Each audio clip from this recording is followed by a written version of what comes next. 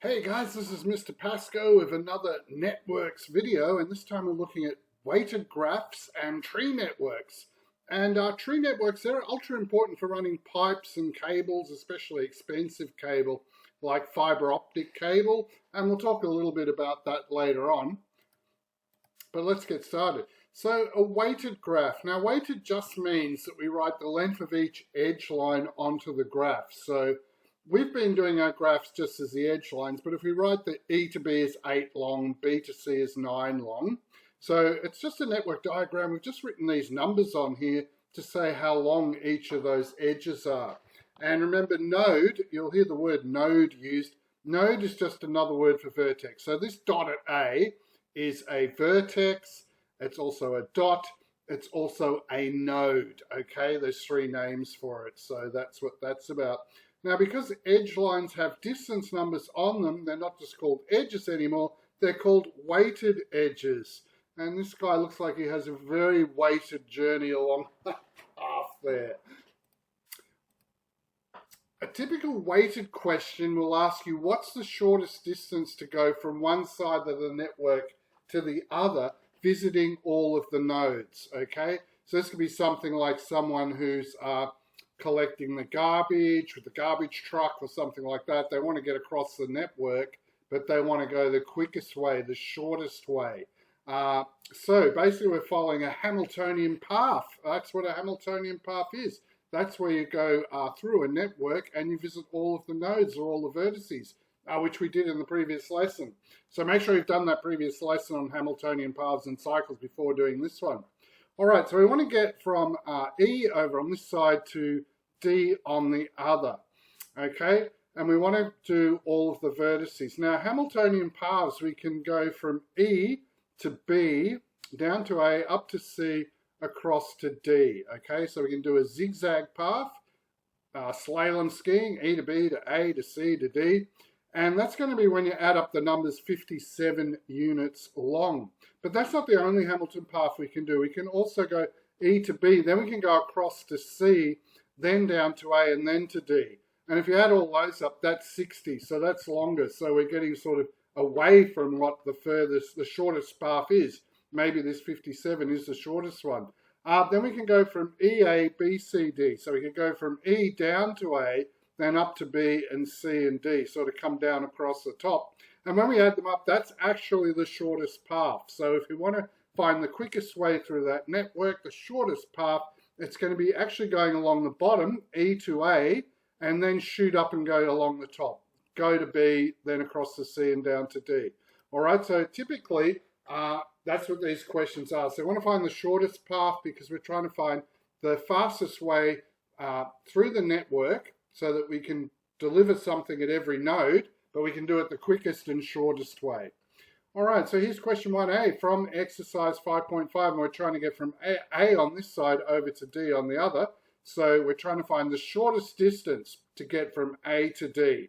Okay, so it's the same question we just did, it's just a different shaped network. So we're talking about Hamiltonian paths. Hamiltonian paths are the ones where we visit every vertex once on the network. And we make sure we go to every single one of those letters. Okay, now the possible paths, let's just try this one out. We could go A up to B, and then we could just go down to G here, across to E, over to F, up to H, up to C, and down to D. Okay, now if we add up all those distances, 5 plus 4 plus 5 plus 6 plus 2 plus 3 plus 4, we get an answer of 29 for the distance going along that path. Now, there is another shorter path though. The one we picked actually wasn't the answer, so a bit unlucky there. But that's the one that came to mind immediately, this zigzag skier one, like the slalom skier goes up to gate B, does a turn, gets to this gate, slaloms over there. But that wasn't the one, it was actually AEGB. So we needed to go along this little one, AE, then go across to G, then up to B, and then C, H, F, and D. All right. So sometimes you have to struggle a bit with these and do a couple of the paths, or sometimes there can be many of these Hamiltonian paths before you get the shortest one. Okay, so that was the shortest answer, not the one we drew, but actually another one. And that'll happen while you're doing these questions, and don't worry about it too much. All right, here we're going to use the graph to identify the shortest distance. So we're trying to get from A all the way over to I. So we're going to have to look at some Hamiltonian paths and see which one's the shortest one.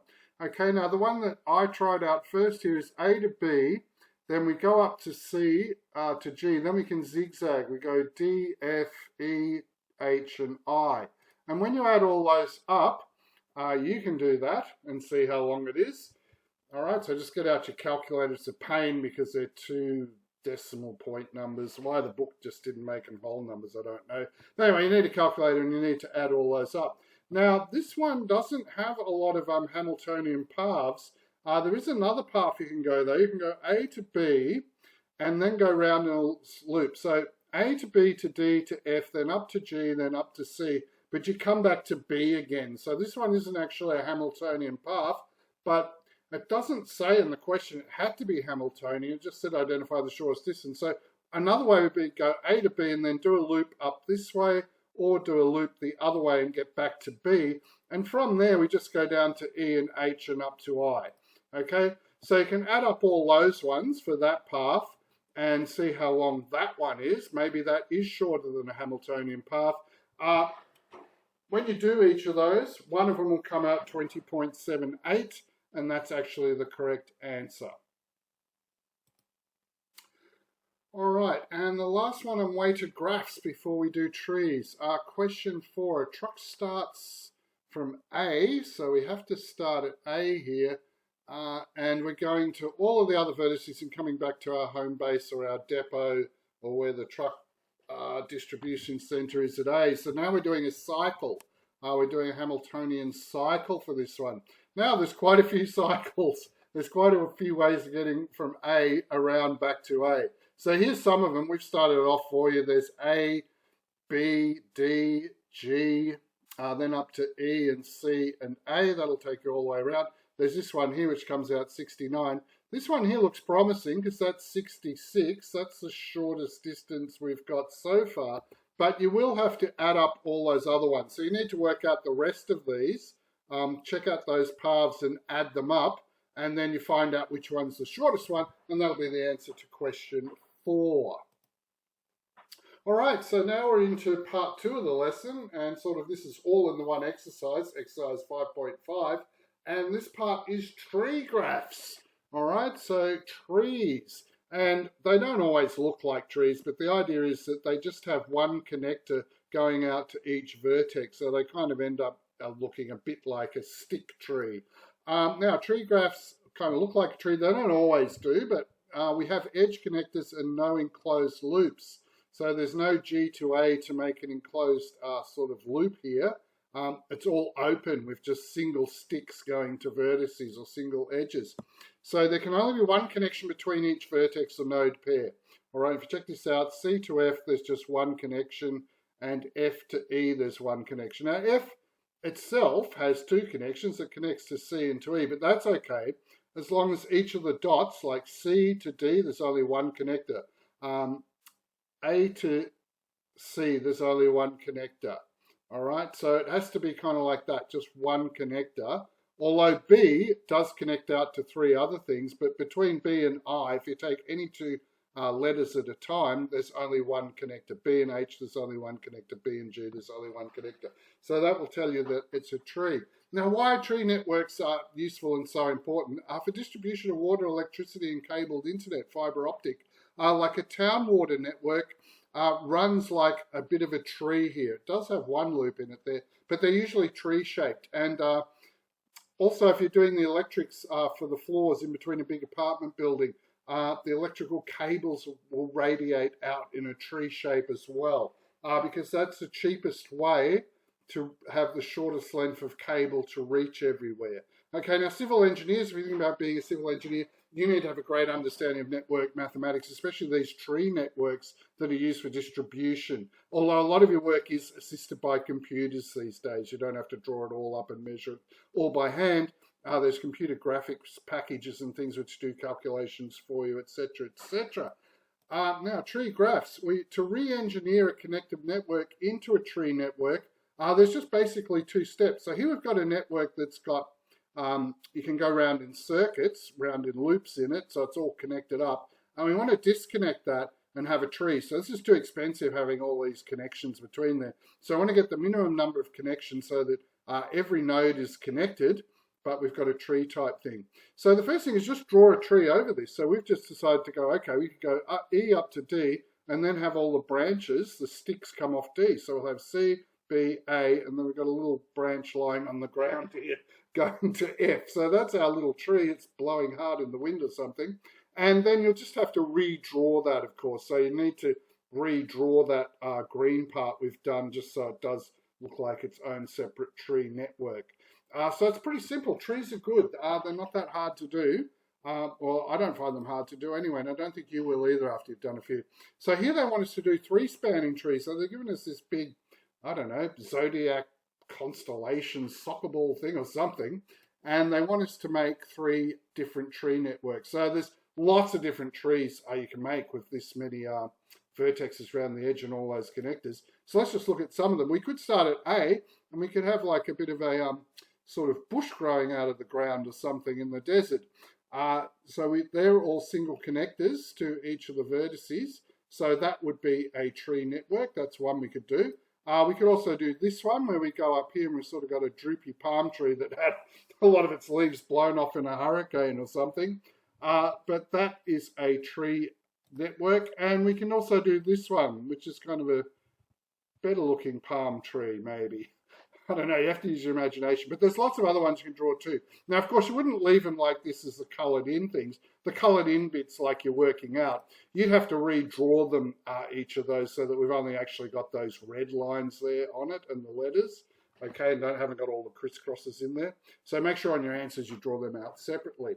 So that's kind of doing trees, tree networks. So we still can get to all the vertices.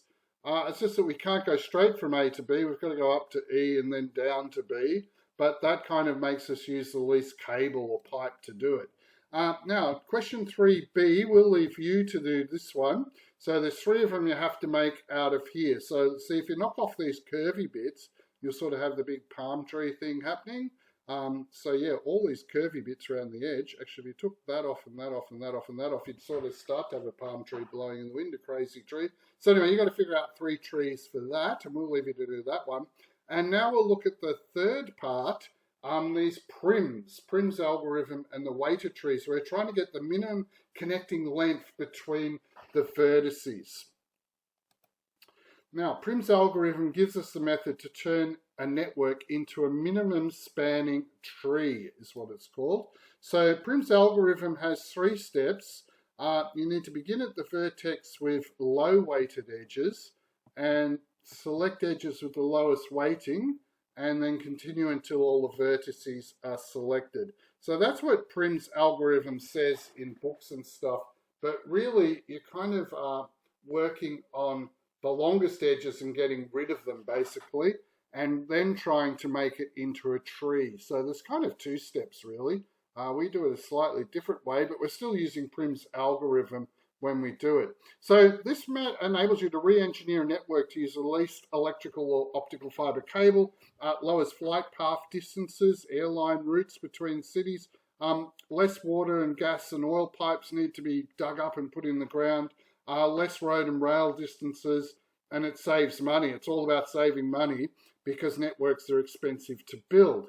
All right, so Prim's algorithm, basically you need to get rid of the long edges and we want to keep short edges because we're trying to get the least amount of pipe or cable to build this network, but make sure that all of our vertices are still connected somehow.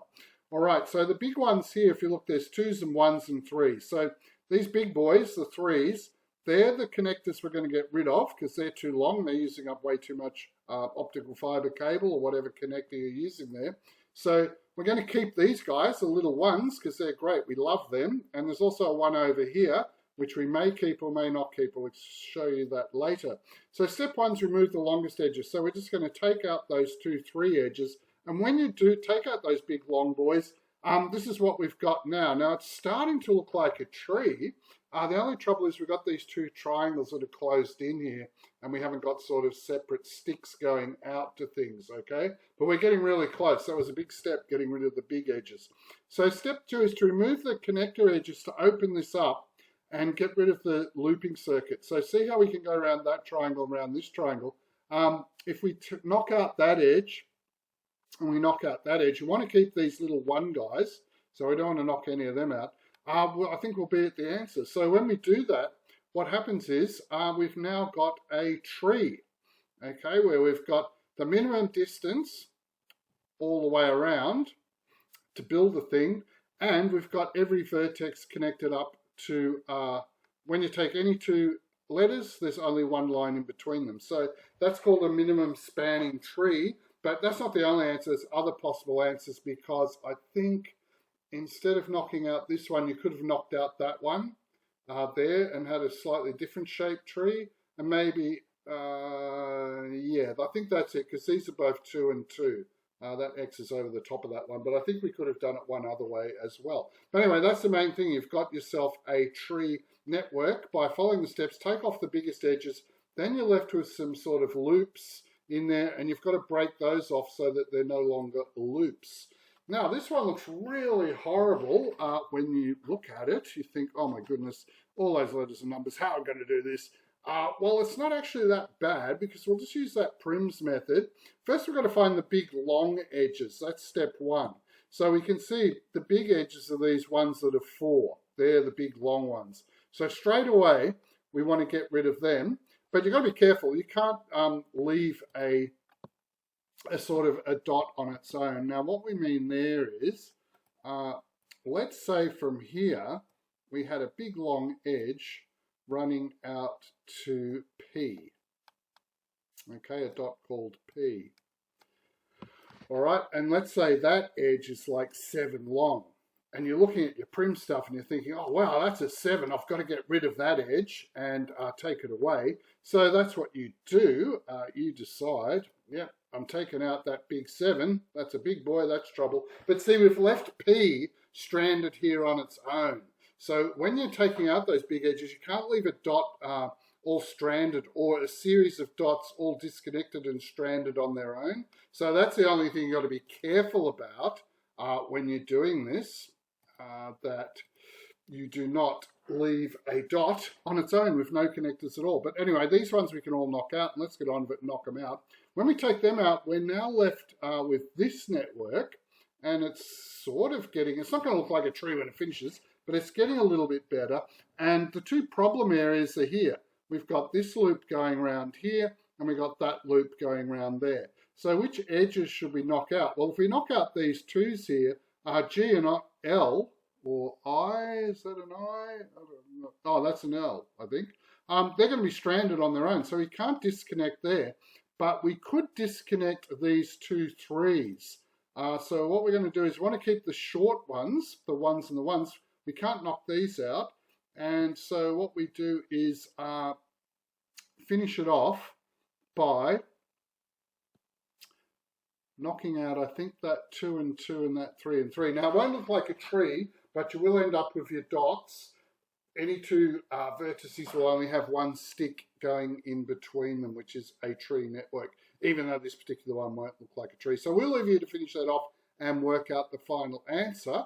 But we were using those 2 steps of get rid of the big ones first, and then look at breaking up the circuit loops and not having them anymore. So we're going to use that same Prim's approach on this one. You can see we've got some big guys here, 38, 41, 28, and 32.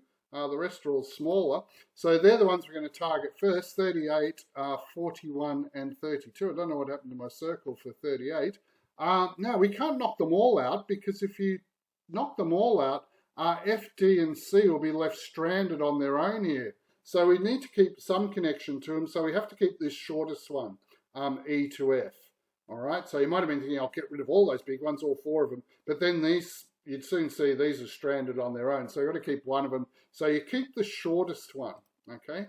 And then we go across to here, and that's what's happened when we've taken out those big boys, but kept that 28. Now we're nearly there. We've just got this problem area in here. And which one should we remove to break it open? Well, we want to remove the biggest value ones we can so that we can keep this whole thing the shortest distance possible. Because think of fibre optic cable, it's expensive, so we're trying to be really economic here. So if we actually take those two out and rub them out, then you'll be left with this shape. And although it doesn't look like a tree, every pair of letters only has one connector between them, and that will be the shortest length to build that network. So that's our final Prim's shortest length tree, is that guy there. That's the final answer. This one here, we'll let you use Prim's algorithm to do that, or our version of it, which means knock out the big longest ones you can first, like this 14 and 12 are probably targets to get rid of. And then any enclosed circuits, you've got to open them up so that it's just a stick type tree. But we'll let you follow the steps and convert that network into a minimum length tree network. Okay, now there is also longer spanning tree. Just to finish off, there's Prim's algorithm. You can use it backwards.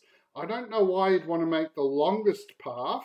I'm not sure why they do that, but we could do it backwards and get the longest possible path. So this time we'd knock out all the little short ones first and we'd keep the big ones. And when you do that, this is what you get.